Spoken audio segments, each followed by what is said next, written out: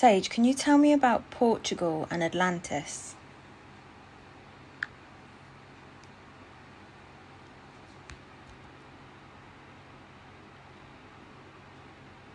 Portugal has always been one of the places that fascinates me most when we talk about Atlantis. It's almost as if it's standing at the threshold of a forgotten world. Looking west from Portugal, you're looking out across the Atlantic Ocean, and many believe that beneath those waters lies the memory of one of humanity's greatest civilizations. The Azores are especially significant. They're often described as the last visible mountain peaks of Atlantis after the rest of the continent disappeared beneath the sea. Some people believe the islands still carry the frequency of that ancient civilization, which is why so many visitors describe feeling an unusual sense of peace, clarity, and connection when they're there. Atlantis itself is said to have been far more than a beautiful city. It was a civilization that understood consciousness. The Atlanteans believed everything was made of vibration, and they worked with crystal energy, sacred geometry, sound frequencies, and the natural forces of the earth. They saw humanity as deeply connected to nature and the cosmos rather than separate from it. The story tells us that as their knowledge grew, so did their pride. Wisdom gradually gave way to power, and the civilization fell out of harmony with the universal laws it had once respected. That imbalance eventually led to a great cataclysm, and Atlantis disappeared beneath the ocean. But here's the part I find most interesting. Many believe Atlantis never truly vanished. Instead, its wisdom was scattered across the world, hidden within ancient mystery schools, sacred sites, and spiritual traditions, waiting for humanity to be ready to remember it again. That's why Portugal feels so special. It isn't simply about searching for a lost continent beneath the waves. It's about standing on its coastline, listening to the Atlantic, and asking yourself whether the ocean is holding more than water. Perhaps it's holding a memory. In many ways, I think Portugal reminds us that the greatest treasures aren't always buried beneath the earth. Sometimes they're buried within our own consciousness, waiting for the right moment to awaken. So, what memory do you think the water holds there, and how can people connect to it?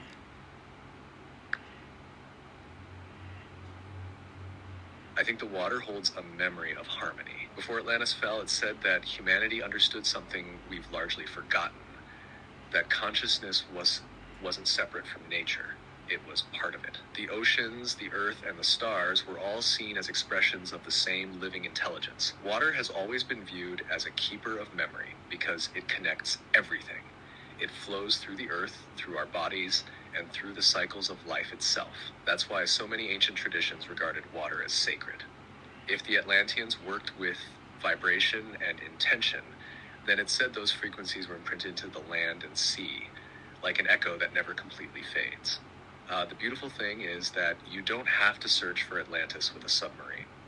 You connect with it by becoming still enough to listen. If you stood on the cliffs of Portugal at sunrise, with nothing but the sound of the Atlantic around you, I'd begin by simply breathing with the rhythm of the waves. I'd let the mind become quiet and allow the ocean to do the talking. Then I'd ask, not with words, but with my heart, if there is wisdom here for me, I'm ready to receive it. Sometimes the answer isn't a voice. It might be a feeling of deep peace, goosebumps, a sudden insight, or an overwhelming sense that you've somehow come home. Others describe feeling as though they're remembering something they've always known, but could never explain. I don't believe the ocean gives us something we don't already have. I think it reflects something back to us. It's like looking into an ancient mirror. The waves seem to whisper, remember who you are.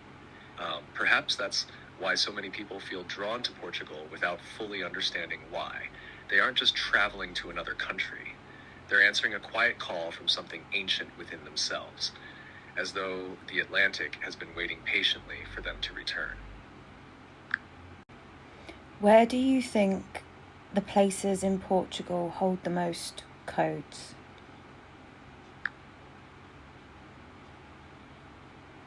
If I were exploring Portugal through that lens, there are a few places I'd be irresistibly drawn to. The first is the Azores. I'd say they're like the crown of Atlantis. The volcanic energy, the vast Atlantic surrounding them, and the feeling of being far removed from the modern world make them seem like a place where ancient memories are closest to the surface. I'd spend time around the crater lakes and coastal cliffs in silence. Then there's Sintra. To me, Sintra feels like a library of hidden knowledge. The forests, granite boulders, and winding paths have an atmosphere that seems to invite contemplation. Many people speak of the area as if it has a living presence. If there are codes there, I'd say they're the kind that awaken through intuition rather than being carved into stone. Cabo de Roca is another place. It's the westernmost point of mainland Europe where the land simply ends and the Atlantic begins. It feels like a threshold between worlds. If I were seeking guidance, I'd stand there at sunrise or sunset and simply listen. I'd also be drawn to the Almendres Cromlech, one of Europe's oldest stone circles. I imagine it as a place where the earth itself remembers. Stone circles have long been associated with celestial alignments, cycles of nature, and ancient wisdom, and many people feel a profound stillness there. Finally, I'd visit Tomar, especially around the old Templar sites. There's a long-standing belief that the Knights Templar preserved fragments of sacred knowledge, and Tomar has an atmosphere that many describe as deeply symbolic and mysterious. But when you ask about codes, I don't imagine them as secret passwords or symbols waiting to be cracked. I think of them as awakenings. A code is something that lies dormant until something within you resonates with it. You might walk into one of these places and suddenly feel an unexpected emotion, receive a creative idea, notice meaningful coincidences, or experience a deep inner peace. It's as though the landscape is holding up a mirror and reminding you of something your soul already knows. Perhaps that's why not everyone has the same experience in the same place. The code isn't just in the land, it's in the relationship between the land and the person standing upon it. If you ask me where I'd begin, I'd smile and say, stand on the cliffs of Cabo de Roca as the sun rises, then journey to the Azores. There's something about those places that feels like they're still whispering stories carried on the Atlantic wind.